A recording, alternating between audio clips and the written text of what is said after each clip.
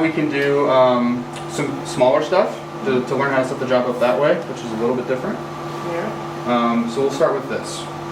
So if we were going to do this little leather dog tag, what we'd want to do is first figure out which way we want to engrave it, if we weren't doing like a portrait or if we're doing like a landscape. Mm-hmm. So let's say we're going to do landscape. So we want to put this in the top left corner of the laser.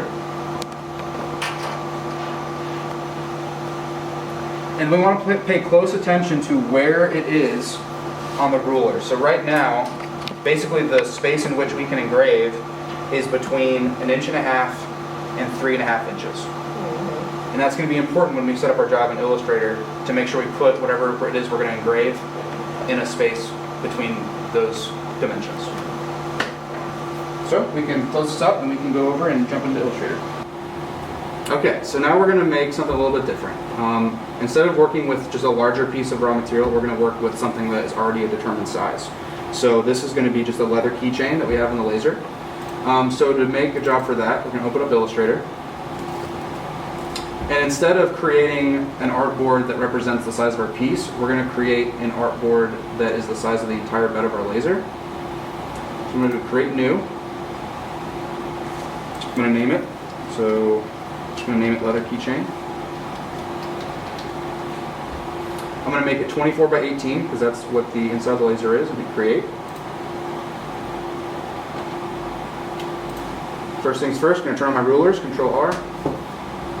This will make it easier to line things up for what we're doing here.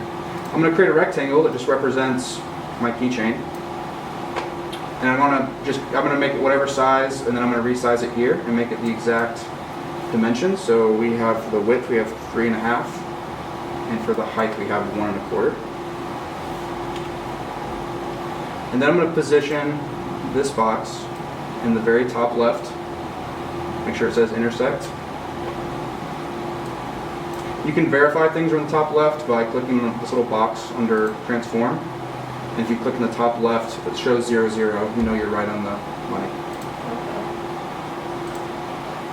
Also, when you click and drag things around, when I move this into the corner, the top and the left lines glow pink and it says intersect.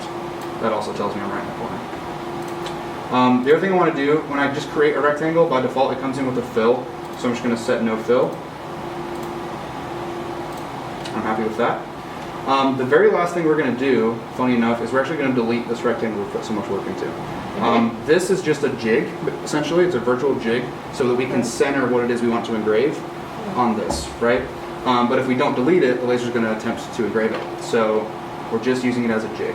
So now we want to decide what it is we want to engrave. So let's just say we want to do some text. Just going to make a text box. By default, it gets filled with what's called lorem ipsum, which is just a placeholder text in Latin. Yeah, I was looking like that is definitely Latin. I have not seen that since high school. Spelled that right? Yes. Okay, so let's just say we want to put someone's name on this. I'm going to create the box. I'm going to type in their name. I can also, if I want, I can highlight this, come over to properties on the right, and I can make it whatever font and size I want. I'm going to change that to the class of 2021.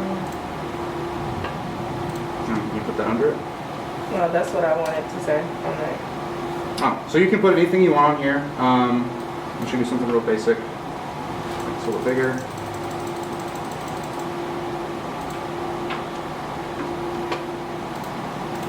The last thing I need to do before I actually can send this over is I want to make sure that I'm positioning it where I want it on the leather part of the keychain and not positioning it over, like, let's say the ring of the keychain, right?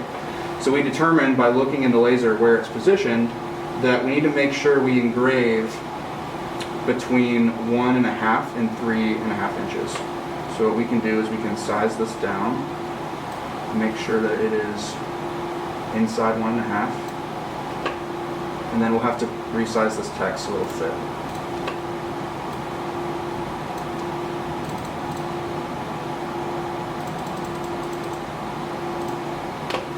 We can also, if we want, we can click and drag or just use our arrows and move this where we want it.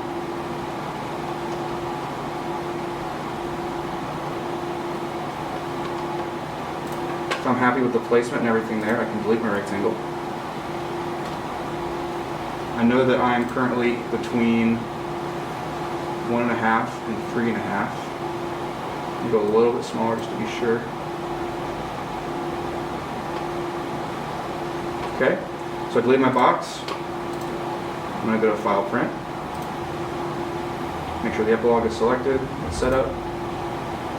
Preferences. And I'm going to put in settings for leather.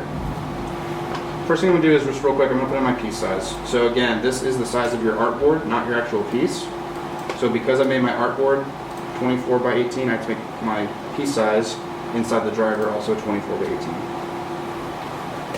18. This type of job, I'm not cutting anything, so I can just select raster under job type. So I'm going to go to leather in the book. Are we gonna print that with my name on it? Yeah, do you want to say something different? Yeah, I had you go this far. I would rather it say class of 2021. Okay. The students can come in here and make keychains. That could last for a long time. I know I have keychains that lasted a long time. All right, so now I'm going to, again, File, Print, Epilog, Setup, Epilog, Preferences. I'm doing a raster job. My artboard was 24 by 18. Okay, so I find my leather settings, what I'm doing, which is text clip art engraving, 600 dpi, that's set to that. And then for text clip art engraving on leather 50 watt, I'm doing 90 speed and 40 power. So 90 speed, 40 power. Again, just good rule of thumb, do bottom up. And then your image dithering, it's totally up to you. We can hit OK and print. Done. Control P and print. This will send the job to the laser, so then we'll go over in person and we'll open the lid and get it focused before we turn everything on and hit go. Okay, so the job has come over just fine. So what we're going to do next is focus. So we're going to lift the lid. We're going to press our number 6 button. We're going to jog the bed down. We're going to flip over our manual focus gauge. And we're going to jog the bed up. Now, with something that's really small, what you're going to have to do is you're going to have to move it, because all we're getting is the Z depth here. So it doesn't matter if we move this and then move it back. I'm just going to position this underneath the focus gauge and jog the bed up.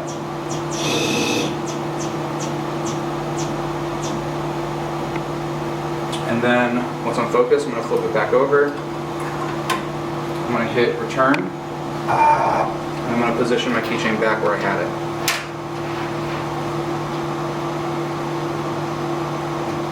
Okay, so we're focused up. We can close the lid. We can turn on our 2 air compressors over there.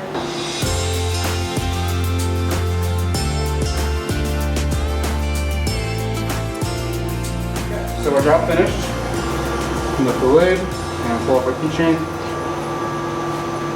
Now as you can see, we probably could have moved it down just a little bit, maybe to the right just a little bit, but that's the skill curve of using these small objects.